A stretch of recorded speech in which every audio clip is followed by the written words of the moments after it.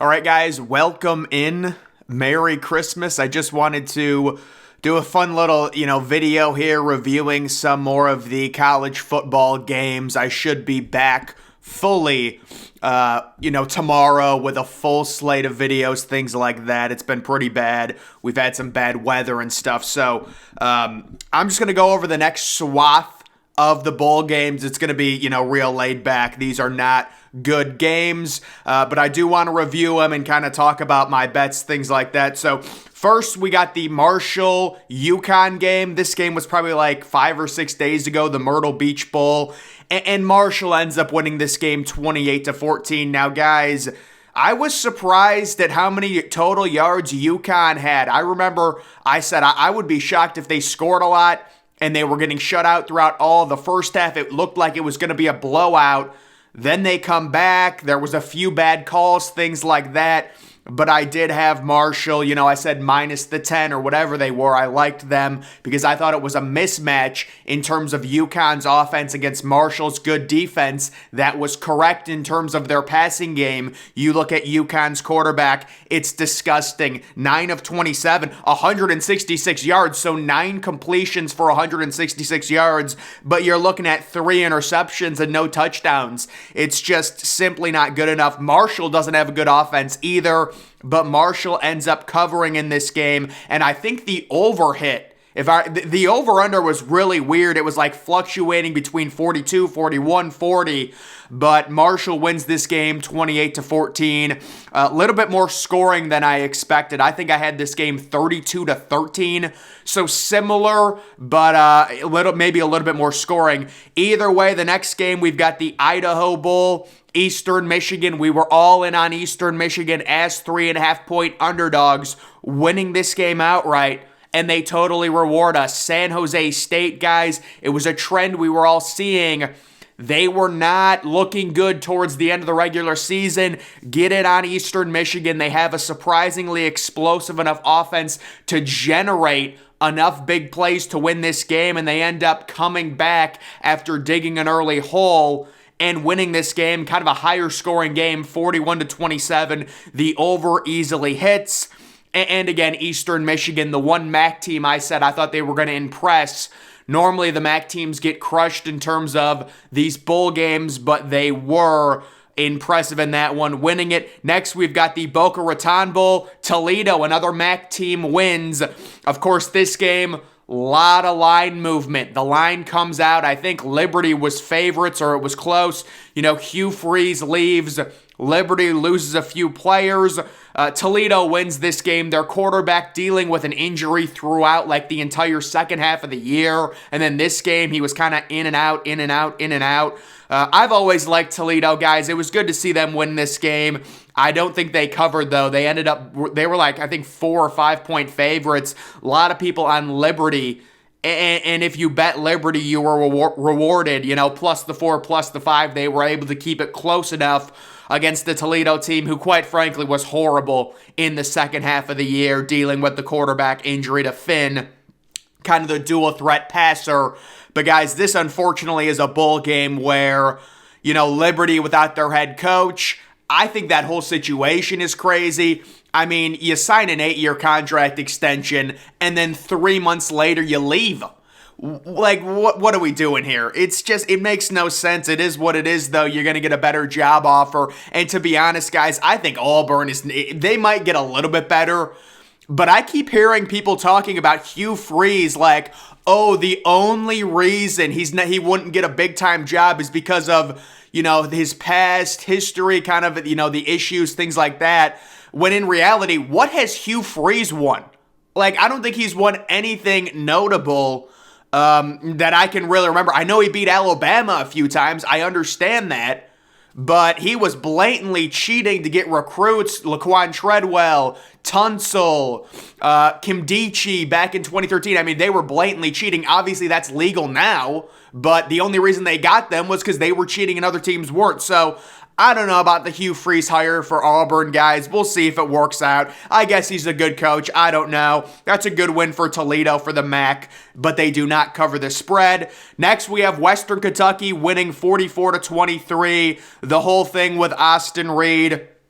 He's in the transfer portal, but he's playing in the game. It's the same thing Grayson McCall is doing. Very odd, in my opinion.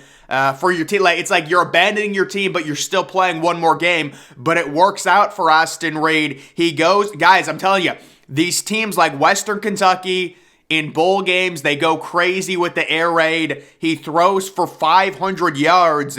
They annihilate South Alabama, a South Alabama team who was very similar to Troy, where they don't have a good offense, but they supposedly do have a good defense, didn't show up, and they got trounced. They were manhandled. They were down 28-0. South Alabama at one point, when it looked like Austin Reed wasn't going to play, they were 8-point favorites. Austin Reed announces he's playing. They go back down to 4 points.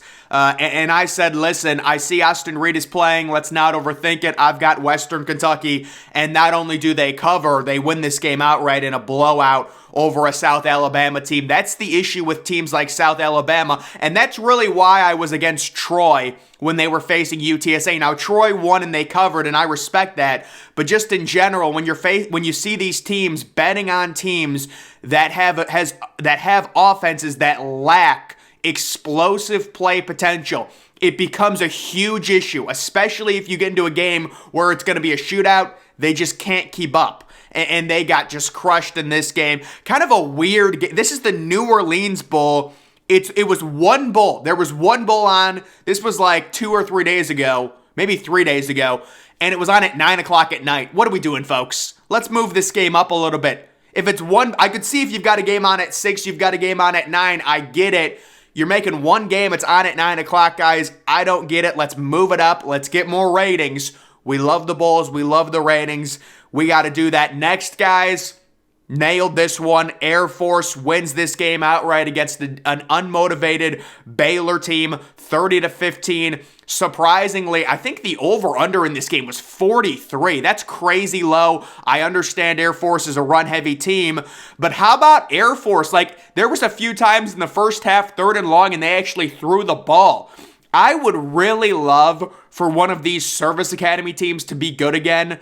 And just I know you love the triple option, but if it's 3rd and 12, maybe we can develop some type of passing game to utilize the rushing that we have and get a 4th and short and then run it.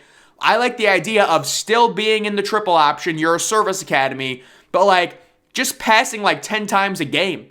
And I think they could be competitive. So I love what Air Force did here, finishing 10-3.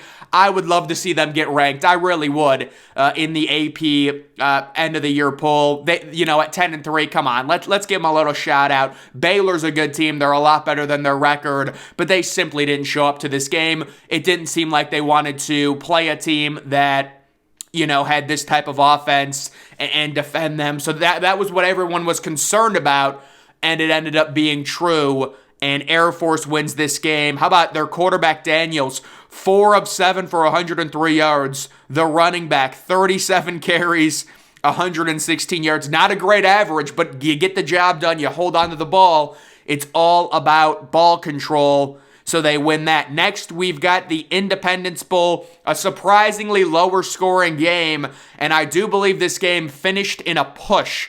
So Houston was -7. They win the game by 7 over Louisiana. And really, this is a situation where I did expect Houston to score a lot more, but we will take the push considering Louisiana was up early in this game, and Houston came into this game really demotivated, and there was a big trend about Houston's head coach not being able to cover bowl spreads. So the fact that we came out of here with a push, I would say is a win if you got Houston -7, although you could have earlier when I said take Houston -4, -5, get them before, and then you'll cover. It ended up getting bet up, and it ended up getting stuck at 7. So either way, a little bit surprising that Houston, this game ends this low scoring. Houston is really a team. They score a lot. They give up a lot of points. It's a bowl game. The scoring is down. and Houston does end up pushing, and they finish 8-5. And guys, to me, it's a really disappointing year for Houston football. I was thinking in a watered-down American Conference where Cincinnati's really not that good, UCF is dealing with a quarterback injury the entire second half of the season, Houston really should have been 10-3 this year. And I know their fans probably really don't care because they've got an absurd basketball program right now. It's crazy how good their basketball team is, but I would be like, we should have went 10-3, man. We should have been ranked. We should have been in the top. You know, you talk about the returning quarterback, Nathaniel Dell. I don't know, guys. I thought Houston should have had a better year. Next, we have Wake Forest and Missouri. Another lower scoring game with Wake Forest winning 27-17. So, guys, I'll tell everyone, I think Missouri got screwed by an opt-out. The receiver Lovett for Missouri, who's like the number one receiver in the transfer portal, opted out for this game. Wake Forest cannot defend the pass. I just think it screwed Missouri. That's just my opinion. I did have Missouri winning this game outright, but a lot of people were saying, listen, it's not a good setup.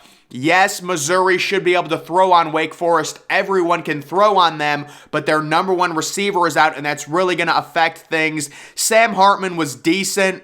3 touchdowns, 1 interception. Wake Forest still can't run the ball. They're running back 21 carries for 64 yards. A.T. Perry, I'm guessing that's the last game he'll play in terms of college football. He's off to the NFL. A nice game for him. A nice possession game. 11 catches, 116. And a good win for Wake Forest. They finish 8-5. Honestly, if I was Wake Forest, I would be pretty disappointed with how this season turned out. I think the game that screwed Wake Forest was the Clemson home loss where they lost in double overtime, and it was like the best game of DJ Uiagalelei's career. Of course, DJ Uiagalelei, it goes full circle, and he transfers to Oregon State, but, you know, that game, they needed to win that game. If they win that game, they get ranked really high. They could finish 9-4, maybe even 10-3 with more momentum.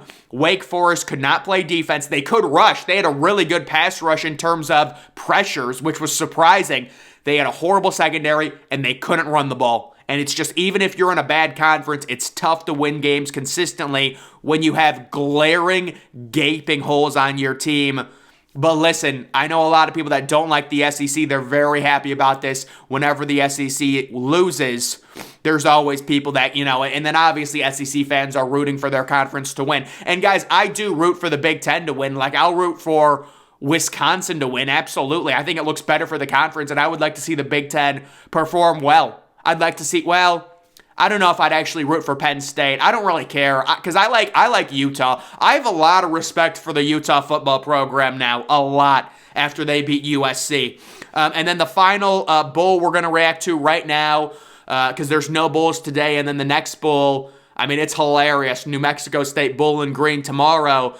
This is the Hawaii Bowl. This was the Christmas Eve game. I loved the under on this game, and there's a few things I want to talk about. It's really a mixed bag because I saw yesterday morning the over-under was 47. I checked it again in the afternoon. It was 48. I checked it again before kickoff. It was 49. And then the final score is 25-23, a total of 48. So you might have got the under, right, if you got it at a certain point, but the over-under kept falling and falling and falling and kind of lands right in the middle of it. So the biggest stat to take away from this game, Middle Tennessee State, negative 57 rushing yards, and they win the game.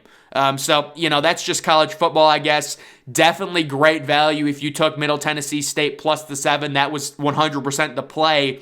San Diego State's QB, 19 of 43, my goodness, it's just not efficient. Really, no one could run the ball. Neither teams had high rushers at all, and that was kind of like the Christmas Eve fun little game there in Hawaii. You want to talk about a crazy time zone warp?